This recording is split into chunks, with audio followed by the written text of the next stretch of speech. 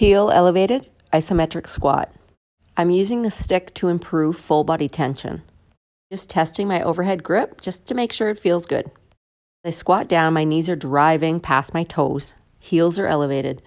As I extend my arms overhead, I'm pulling the stick apart. As I'm bringing the stick back into my chest, I'm pushing the stick together.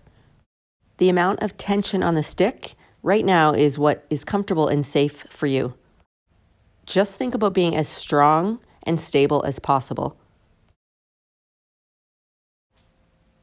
You can also move to single leg.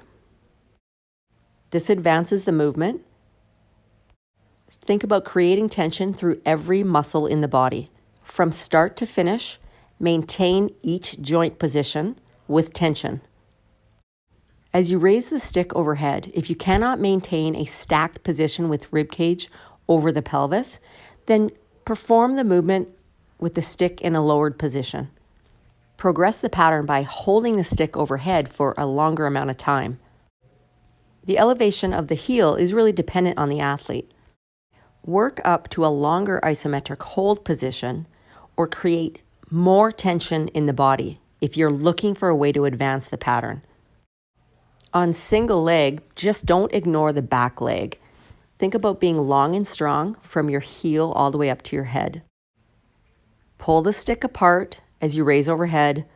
Push the stick together as you bring it back in. Create tension, keep tension.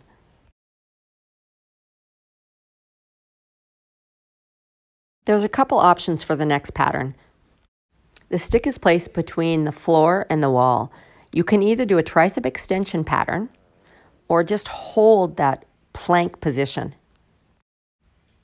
Long and strong, ribcage stacked over pelvis, or even performing a mini crunch position to pull you out of extension. You have an option of 2 bridge patterns. Legs bent or legs straight. I'm still using the stick to increase tension throughout the body. You can alternate between pulling the stick apart or pushing the stick together. Both positions are beneficial. You can have head down on the ground or bring that head up as you perform a mini crunch. You're working on stacking the rib cage over top of the pelvis and may help those overly extended athletes move into a much more neutral position. Here I've got my toes pushed into the wall. As I hold the stick, I'm pushing the stick together. The stick tension will fire up the anterior core much more. With that, as well as the pull on the hamstrings, hopefully that also helps to keep the rib cage stacked over the pelvis through this exercise. If you feel a cramp in the hamstrings coming on, tease it. As the quality of the movement increases, you'll be able to hold longer and you might be able to drop forward much more. In this next pattern, you can still use your stick. Pull apart or push together. Squeeze a ball between the knees. You can stay flat on the floor or find that mini crunch position. Squeeze the ball hard. You can also improve hip internal rotation by trying to drive the feet out. In that position, you can also hold isometrically. So hold and squeeze. Just know if there's any pinching in the hip, that's a no-no. So regress out of that. Just changing the hip position by dropping the feet to the floor. This view just shows the internal rotation. So you can see my feet pulling out to the side. Just be aware through these patterns that you're not letting the low back lift off the floor. That's going to reposition the pelvis. That's going to impact the hip. If the low back lifts, the pelvis tips forward, and most hockey players need to do the opposite. Here we look at pelvic position. We're tilting the pelvis back, we're driving the rib cage down to the hips, and I'm pushing the floor away.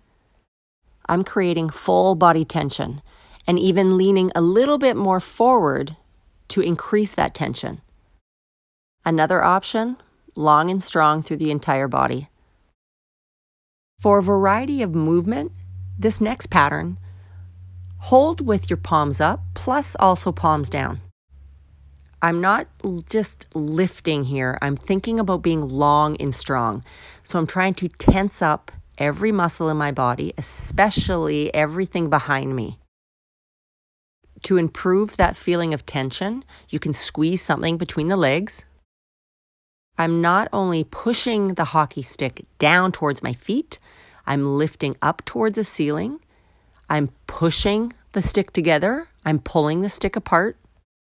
Even though you're thinking of tensing up the muscles behind you, you also want to think about extending through the knees, so contract the quads. Here, I'm rooting my big toes into the floor. I'm driving my heels back, contracting the quads to make sure I can straighten the knee. And I'm actively trying to pull the top of my foot to my shin as hard as I can. You can also point the toes, and you're lifting just high enough that a piece of paper slides under, long and strong. Throughout the exercises, your breath will be challenged with more tension. We don't hold our breath, but we may breathe with more force or less, depending on the amount of tension in the exercise.